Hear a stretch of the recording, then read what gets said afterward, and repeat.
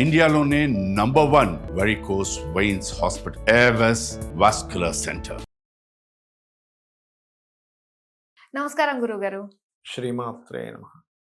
గురుగారు మనకి వినాయక చవితి తర్వాత నవరాత్రులు కొంతమంది 11 రోజుల వరకు కూడా మండపాన్ని కదపకుండా ఉంటారు కదా! 11 రోజు అనంత చతుర్దశి రోజున తీసుకెళ్తారు నిమజ్జనానికి. అయితే ఈసారి మనకి చంద్రగ్రహణం కూడా వస్తుంది కాబట్టి అప్పటి వరకు ఉంచొద్దు అని చెప్పేసి కొంతమంది అంటూ ఉన్నారు. 9 రోజులు తీయడం మంచిదా? 11 రోజుల వరకు ఉంచొచ్చు అంటారా అనంత చతుర్దశి వరకు? ఒకటేంటంటే అమ్మ, మనకి నవరాత్రులు మాత్రమే చెప్పారు శాస్త్రంలో. మనకి అనంత చతుర్దశి వరకు ఉంచడం కొన్ని ప్రాంతాల వల్ల అలా పాటిస్తూ ఉన్నారు. అయితే ఇక్కడ ఎందుకు తీసేయమని కొంతమంది అంటున్నారు, కొంతమంది పర్వాలేదని ఎందుకు అంటున్నారు అంటే, ఇక్కడ ఒక విషయం, గ్రహణానికి మనం మూసేస్తాం దేవాలయాలు కూడా. ఆ రోజు మరి వస్తున్న గ్రహణం రాత్రి 11 గంటలకి. ఈవినింగ్ టైం పూజ అది చేసుకుని చక్కగా మూసేసుకుని నెక్స్ట్ డే చేసుకోవచ్చు, తప్పేం లేదు. అయితే శుద్ధి చేసుకోవాలి తర్వాత రోజు. ఎలా అయితే ఆలయాలు శుద్ధి చేసుకుంటాం గ్రహణం తర్వాత రోజు, దర్భలది వేసి శుద్ధి చేసుకోవాలి. శుద్ధి చేసుకోకుండా ఉంచితే దోషం కాబట్టి శుద్ధి చేసుకోవాలనే భావనతో చెప్తున్నారు ఒకటి. ఇంకోటి ఏంటంటే, మన ఇళ్లలో పెట్టుకునేటువంటి గణపతులు కూడా చాలా మంది తెలియక డేస్ లెక్కేస్తారు. మనం చెప్పినా సరే వినే స్థితిలో లేరు జనాలందరికీ. డేస్ అలవాటు అయిపోయాయి. 1 డే పెట్టుకున్నాం, 3 డే పెట్టుకున్నాం, అదే రోజు సాయంత్రం తీసేస్తారు. కానీ రాత్రులు లెక్క. గణపతి నవరాత్రులు అంటారు, నవపగళ్ళు అన్నం. కాబట్టి నైట్స్ పెట్టుకోవాలి. అంటే ఒక రాత్రి, ఉదాహరణకి బుధవారం నాడు మనకి వినాయక చవితి, గురువారం నాడు తీయాలి 1 డే అనుకుంటే. మొత్తం 1 నైట్ ఉండాలి. ఇప్పుడు మనం ఏదైనా ఆలయానికి వెళ్ళామనుకోండి, క్షేత్రానికి వెళ్ళాం, ఒక రాత్రి అక్కడ నిద్ర చేయండి అంటాం. అంటే పగలెళ్ళి వచ్చేయండి అని చెప్పరు. అంటే రాత్రికి దేవతకి, దేవత అనుగ్రహానికి సంబంధం ఉంది. అర్థమైందమ్మా? కాబట్టి నైట్స్ ఉండాలి. 9 నైట్స్ సరిపోతుంది. నవరాత్రులు అన్నారు కాబట్టి సరిపోతుంది. లేదు కొన్ని ప్రాంతాల వాళ్ళకు ఉండేటువంటి ఆచారాలు బట్టి 11 డేస్ మీరు అన్నట్టుగా అలా చేసుకుంటే చేసుకోవచ్చు, తప్పేం కాదు. కానీ ఇక్కడ ఏంటంటే మనం అర్థం చేసుకోవాల్సింది, ఇక్కడ ఎంతసేపు నిరాత్రులు పెట్టాలా, ఈ గ్రహణం వస్తుంది కదా, వీటన్నిటికంటే కూడా నవరాత్రుల్ని గణపతిని ఎలా కొలవాలి అనే భావన ఎక్కువ ఉండాలి మనకి. గణపతి వేదమంత్రం నుంచి వచ్చినటువంటి, వేదాల్లో అంటే ముఖ్యంగా ఓంకార స్వరూపంగా చెప్తూ ఉంటారు. ఈ యొక్క కలియుగంలో చండి, వినాయక వీళ్ళిద్దరూ కూడా త్వరగా అనుగ్రహాన్ని ఇచ్చేటువంటి దేవతా స్వరూపాలు. కాబట్టి ఈ నవరాత్రులు చాలా గొప్పవి. కేతు సంబంధించిన దోషం ఉన్న వాళ్ళకి మరింత బాగా పనిచేస్తుంది అనే భావన. అంటే కేతు సంబంధం అంటే ఏమి లేదు, అక్కడ ఆటంకాలు ఎక్కువగా ఉన్నాయి. దేనికి? ఆయన ఆటంకాలు తొలగించడానికి, విఘ్నాధిపతి కాబట్టి విఘ్నములు తొలగించడానికి, ఏదైతే ఈ ఆటంకాలు అవుతాయో అవన్నీ తొలగిపోవడానికి కారకుడు అవుతాడు. కాబట్టి ఈ కారకుడిని నేను పట్టుకోవాలి గట్టిగా. ఆయన స్వరూపంలోనే చాలా అర్థం ఉందమ్మా. 2 పెద్ద చెవులు. అంటే నువ్వు ఫస్ట్ లిజన్, విను. నీ జ్ఞానానికి అధిపతి ఆయన. తుష్టి, పుష్టి, సిద్ధి, బుద్ధి. నీకు సిద్ధి బుద్ధి ఆయన ఇదిగా చెప్తూ ఉంటారు. అంటే పెద్ద చెవులు ఎందుకు అంటే, వెనక్కి పెద్ద చెవులు ఉంటాయి కామన్గా కూడా. నువ్వు ఫస్ట్ వినాలి. నీకు చాలా ప్రాబ్లమ్స్ వినడం ద్వారా క్లియర్ అవుతాయి.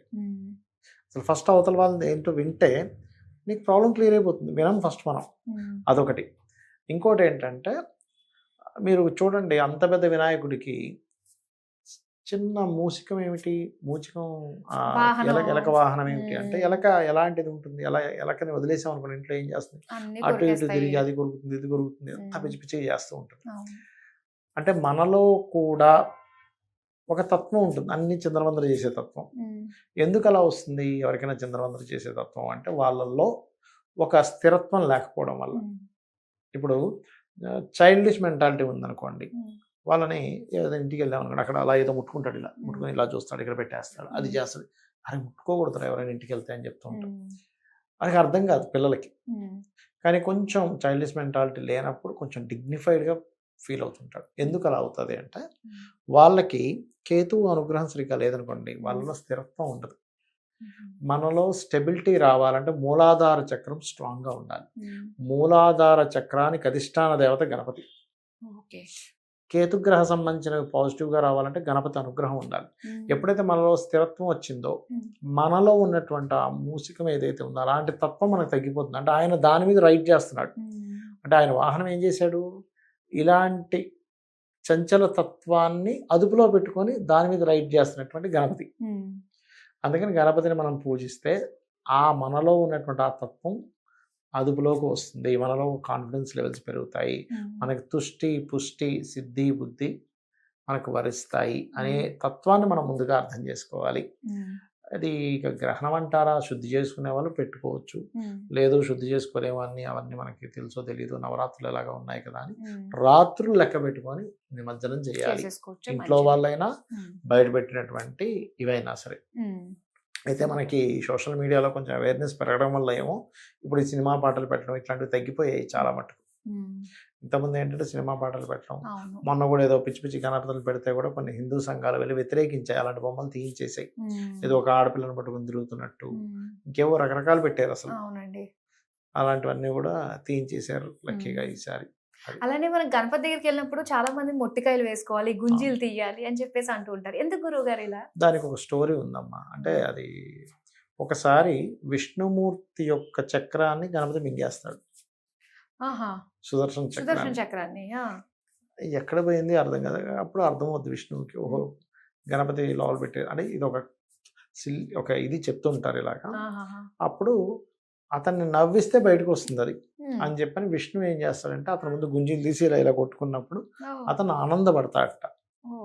అంటే మనకేం చెప్తారంటే గణపతి గనక ఆనందపడితే మనకి శివానుగ్రహం కూడా కలుగుతుంది అంటారు. ఎందుకంటారంటే ఇప్పుడు చూడండి, మీకు ఎవరికైనా ఈశ్వరానుగ్రహం లేదు, ఇప్పుడు దేవతా శాపం ఉంది అంటారు, గణపతి పూజ చేయండి అంటారు. లేదా లలితా సహస్రనామాల్లో ఓం హరనేత్రాగ్ని సందగ్ధ కామ సంజీవన ఔషధి అనే మంత్రం చదువుకోవడం చెప్తూ ఉంటారు. అంటే హరుని నేత్రముల చేత దగ్ధమైనటువంటి ఆ యొక్క మన్మధుడిని బతికించింది అమ్మవారు.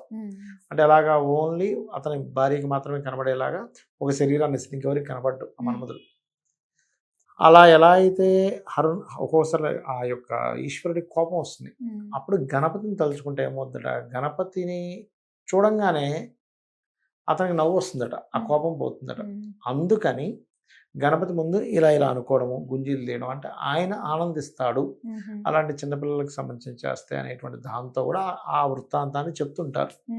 అలా చేసినప్పుడు మళ్ళీ ఆ బయటికి తీసి ఇచ్చేసాడు అనేటువంటిది.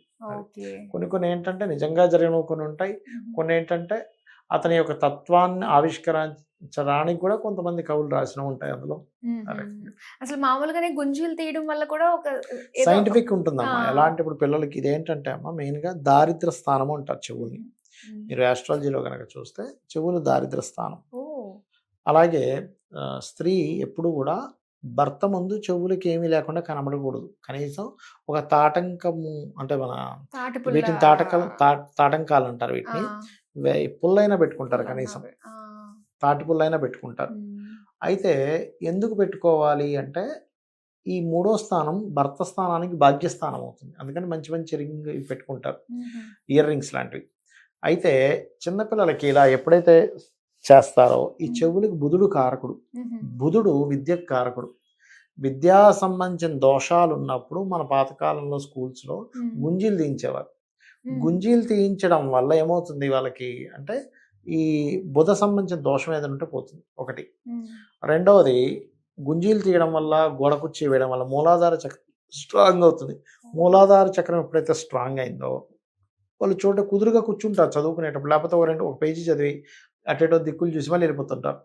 అలా కుదురుగా కూర్చునే లక్షణం వస్తుందని, మూలాధార చక్రం ఇంప్రూవ్ అవుతుందని గుంజీలు తీయడం కానివ్వండి, చెవులు పట్టుకోవడం కానివ్వండి, బుధుడు యాక్టివ్ అవుతాడని గోడ కుర్చీ వేయడం కానీ చేయించేవారు.